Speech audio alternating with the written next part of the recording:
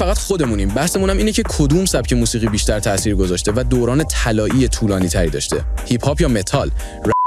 تو این ویدیو میخوایم یه مناظره جذاب داشته باشیم بین سبک متال و سبک هیپ هاپ و ببینیم که کدوم سبک موفق تر بوده و دوران طلایی طولانی تری رو سپری کرده. از سبک هیپ هاپ امینم رو به نمایندگی انتخاب کردم و از سبک متال هم جیمز هتفیلد از گروه متالیکا. خب شاید بگید که این چه فایده داره، مثلا که چیش اینه که به کمک تکنولوژی حالا ما میتونیم کار انجام بدیم، یعنی بدون حضور اون شخص با توجه به تجربه سپری شده اون شخص در فضای مجازی یا حالا موقعیت موازی ما میتونیم این کار رو شبیه سازی کنیم. با من همراه باشید تا بریم ببینیم که این دو فرد مناظرهشون به چه شکلی اتفاق میفته. خب همونطور که میدونید به نظر من متال و هیپ هاپ یه جورایی با هم در رقابت بودن تو اون سالایی که حالا از شروعشون تا به امروز و فکر میکنم همه یه جورایی سر این قضیه توافق داریم که هیپ هاپ طرفداراش بیشتره. متال هم تو طرفداراش زیادن ولی هیپ هاپ چیزتره، طرفدار عمومی تری داره. خب بریم ببینیم که این دو نفر مناظره کنن چه. من خودم طرفدار هیپ هاپم ولی خب از اون سبکم بدم نمیاد ولی یکم برام پر سر و صداست با اینکه حالا من خودم داب استپ و درام اند بیس و اینا رو میسازم، آهنگایم که رو ویدیوهاست همه رو خودم میسازم، ولی با این حال با اینکه داب استپ گوش میدم و طرفدار اسکرلکسم، متال برای من یه مقدار تو ماچه، سرم درد میگیره، خیلی عجیب غریبه. خب حالا اینا رو ول کنیم بریم ببینیم که اگه امینم و جیمز هتفیلد با هم مناظره کنن چی به هم میگن، کدومشون موفق تر بودن. قیافه این هر دو هم با AI جنریت شدن، چاقی لاغریشون رو حالا من خیلی نمیدونم، قیافه امینم تقریبا شبیه، حالا جیمز هتفیلد نمیدونم مالی کیه مقدار من ازم توپله. ببینیم که چی میگن. انگار فقط خودمونیم. بحثمون هم اینه که کدوم سبک موسیقی بیشتر تاثیر گذاشته و دوران طلایی طولانی تری داشته، هیپ هاپ یا متال، رپ یا راک. گزارش‌ها و آمارا رو نگاه کنید. دهه 90 میلادی متال داشت با گرانج و آلترناتیو راک دست و پنجه نرم می‌کرد، اما در همون زمان هیپ هاپ داشت با سرعت نور پیشرفت می‌کرد. رپرها به خیابون‌ها اومدن و موسیقی زیرزمینی رو تبدیل به یه جریان اصلی. خب سبک گرانج رو که اینجا میگه نمیدونم چقدر میشناسید یا نه. گرانج راک همون سبک گروه نیروانا، سبک باحالیه. میگه متال با سبک گرانج یه مقداری، وقتی گرانج اومد متال یه مقدار به چیز افتاد، دردسر افتاد، چون گرانج خیلی جذاب‌تر مثل آلترناتیو راک، اینا تقریبا سبک باحالی هن که با هم بودن. بریم از اول گوش بدیم. اینم بگم که نتورت متالیکا 1 میلیارد دلار، نتورت امینم هولوش 230 میلیون دلار ایناست، ولی نتورت کانیه وست اگه بخوایم هیپ هاپ حساب کنیم نتورت کانیه وست مثلا 2 میلیارد و 770 میلیون دلاره. خب کانیه خیلی پول داره، من کانیه هم خیلی دوست دارم، حالا توی ویدیو دیگه هم به کانیه میرسیم. بریم گوش بدیم ببینیم دوباره چی میگن. زیرزمینی رو تبدیل به یه جریان اصلی کردن. ما تونستیم حرف مردم عادی رو بزنیم و با درد و مشکلاتشون ارتباط برقرار کنیم، چیزی که متال بازا فقط در موردش داد میزدن. هیپ هاپ تبدیل شد به پرفروش‌ترین سبک موسیقی در آمریکا. آمارا دروغ نمیگن، ما دوران طلایی خودمون رو ساختیم و هنوزم در اوجیم. اسم من مارشال مدرز هست. شما منو به نام امینم میشناسید. باشه امینم یا هر چی که اسمت بود. من جیمز هتفیلد هستم. داری از آمار حرف میزنی. اوکی، بذار منم بهت آمار بدم. سال 1991 ما یه آلبوم منتشر کردیم به اسم بلک آلبوم. آلبومی که فقط در آمریکا بیش از 17 میلیون نسخه فروخته. یه آلبومی که به مدت 4 هفته در صدر جدول بیلبورد موند. نه فقط در آمریکا بلکه در سراسر دنیا. در حالی که شما اون موقع تازه داشتید میدیدید که چطوری باید از زیر زمین بیرون بیایید، ما داشتیم استادیوم ها رو پر میکردیم. ما کاری رو کردیم که شما ازش حرف میزنید. موسیقی ما متالیکا از مرزهای زیرزمینی عبور کرد و به جریان اصلی تبدیل شد بدون اینکه اصالتمون رو بفروشیم.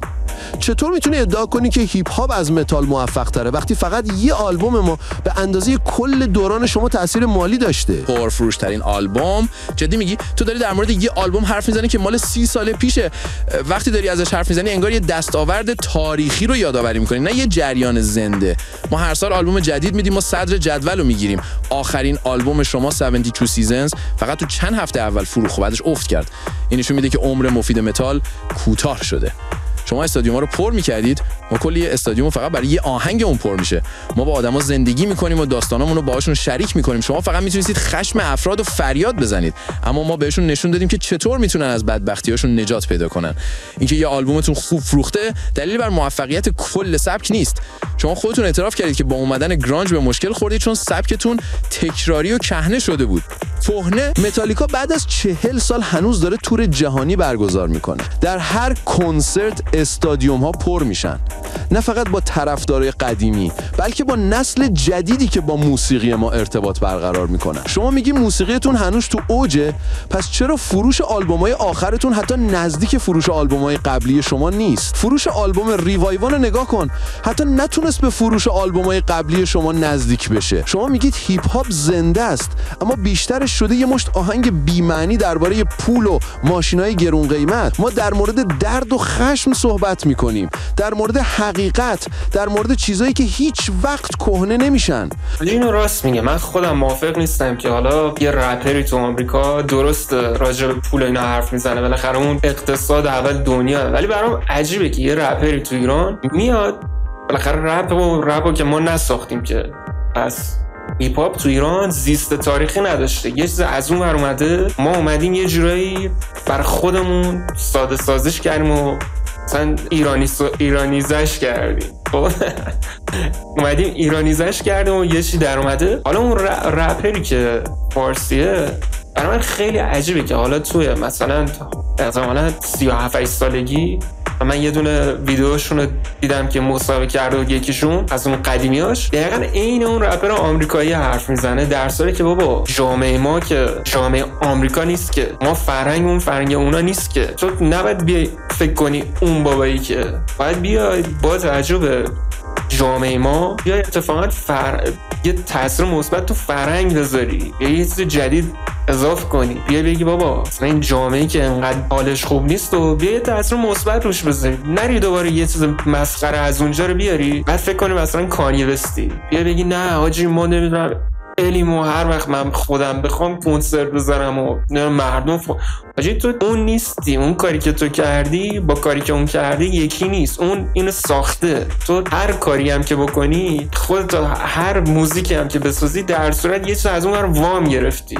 اول اینو بفهم، بعدش بیا مثلا سعی کن یه درست حسابی درست کنی با توجه به جامعه. حالا قرار نیست که همه حتما هم اعتراضی باشه، ولی حداقل رفتار تو درست انجام بده، رفتار مناسبی انجام بده. نرو به این بچه‌ای که میان تو لایو شما رو میبینن آهنگاتون رو گوش میدن دوباره یه چرت و چرندی به اونا بگو. و این به نظر من خیلی غلطه و هیچ وقت از نقد ناراحت نشید. شما باید نقد بشی، اگه نقد نشی همین غلط همینطور پیش میری. چند نفر ممکنه از این نقد بیان استفاده کنن و مثلا چیز کنن براشون مفید باشه، احتمالاً تعداد کمی هن. خب ولی همین تعداد کم هن موثرن. یعنی در طول این هم مدت همه به هیپ هاپ یا بقیه هنرها اومدن نقد کردن، ولی هنر همون راه حالا غلط و درستش رو همینجور رفته، ولی یه سری هم اومدن کار درست انجام دادن. خب همون چند تعداد کم هم به نظر من کافیه. نیاز نیست همه بیان درست بشن و مثلا آدمی که تو 37 سالگی هنوز تو هپروته دیگه ما از اون انتظار نداریم. ولی مثلا نسل جدید امیدواریم که حداقل یه تعداد کمیشون یه کمی درست حسابی تر فکر کنن، نه خودشونو با کانیه وست مقایسه کنن، نه فکر کنن که خب حالا مثلا نمیخوام تحقیر کنم ولی کار خفنی هم انجام ندی، یه چیز از اون ور اومدی همونو کپی پیست کردی و حالا مثلا یه جایی هم یه چیز ریزی انجام دادی، یه خلاقیت ریزی، ولی در نهایت کل اون سینتیسایزرها، کل اون ماشین دراما، همه اونا از اون بر اومده و تو تنها کاری که میتونی بکنی ساده ترینش اینه که حداقل رو جامعه تاثیر مثبت بذاری. یعنی تو آنچنان اگه هنرمندی و رپر تو این حوزه هستی، ساده ترینش اینه که بیای اگه میخوای اضافه کنی حداقل یه فرهنگ مثبتی اضافه کنی، نه دوباره همون کارا رو انجام بدی. بریم ببینیم در ادامه چی گفت. مورد حقیقت، در مورد چیزایی که هیچ وقت کهنه نمیشن. شما فقط دارید ترندای روز رو دنبال میکنید. شما در مورد دوران طلایی ما حرف میزنید، اما متالیکا هنوزم داره در دوران طلایی خودش زندگی میکنه. ما 40 ساله که در اوجیم. آیا شما میتونید 40 سال در اوج بمونید؟ فکر نمی‌کنم. در مورد ترند حرف میزنی. متالیکا خودش یه ترند بود، یه ترند قدیمی که الان فقط داره بازیافت میشه. ما هر بار که یه آلبوم جدید میدیم یه ترند جدید میسازیم، کل صنعت موسیقی رو تغییر میدیم. شما 40 سال هستید و هنوز در اوجید. شما الان فقط دارید از اعتبارتون استفاده میکنین. مردم میان کنسرتتون تا آهنگای قدیمیتون رو گوش بدن. آهنگای جدیدتون هیچ وقت اونقدر محبوب نشدن که بتونن جای اون قبلی‌ها رو بگیرن. شما فقط دارید به گذشته‌تون تکیه میکنید. این نشون میده که دوران طلایی متال تموم شده و الان هیپ هاپ و به خصوص رپ حکومت میکنه. هیپ هاپ تنها سبکیه که هنوز نوآوری داره و هر روز در حال تغییره. شما فقط یه چیز رو دارید تکرار میکنید. شما هر سال یه آهنگ با درامای الکترونیکی و یه بیت ساده منتشر میکنید. ما سالها وقت گذاشتیم تا هر نوت رو کامل کنیم، هر ریف گیتار رو بسازیم، هر ضرب درام رو هماهنگ کنیم. فکر میکنید چرا طرفدارای ما هنوز بعد از سالها به کنسرتامون میان؟ چون موسیقی ما فقط یه آهنگ نیست که برای چند هفته در صدر باشه. موسیقی ما یه سبک زندگیه، یه نماد از مقاومت و حقیقته، چیزی که در موسیقی شما دیگه وجود نداره. شما از شورش صحبت میکردید اما الان فقط درباره پول حرف میزنید. ما 40 ساله که داریم موسیقی میسازیم و هنوزم طرفدار داریم. این به خاطر عمق و اعتبار موسیقی ماست، نه ترندای زود گذر. دوران طلایی ما نه تنها تموم نشده بلکه اونو با وفاداری طرفدارمون ادامه دادیم. خب به نظر من در کل هیپ هاپ موفق تره و مصنوعی به درستی تشخیص داد که به نظر من متال آهنگای قدیمیش بالاخره موفق تر بودن دیگه. حتی الان آلبومای جدیدی که حالا مشتقات سبک متال بوده مثل لینکین پارک و اینا، حالا من زیاد گوش نمیدم. آخرین چیزی که گوش دادم آهنگ لینکین پارک با خواننده جدیدشون. آهنگ خوبیه ولی باز جای اون قبلی رو نمیگیره دیگه. اونا همونا رو هر کی بخواد گوش بده همونا رو گوش میده و سبک هیپ هاپ نمیتونی اینو نادیده بگیریم. هیپ هاپ هنوز دوج هیپ هاپ چون منعطفه و سبک منعطف‌تریه بالاخره پاپیولارتر و مردم بیشتری به اون گوش میدن. ویدیوهای قبلی منم ببینید حتما. من یه سری مناظره دارم، یه دونش حالا برید تو کانال ببینید و ویدیو رو لایک کنید، کامنت بذارید و چنل رو لطفاً سابسکرایب کنید. توی ویدیو دیگه میبینمتون. به امید دیدار.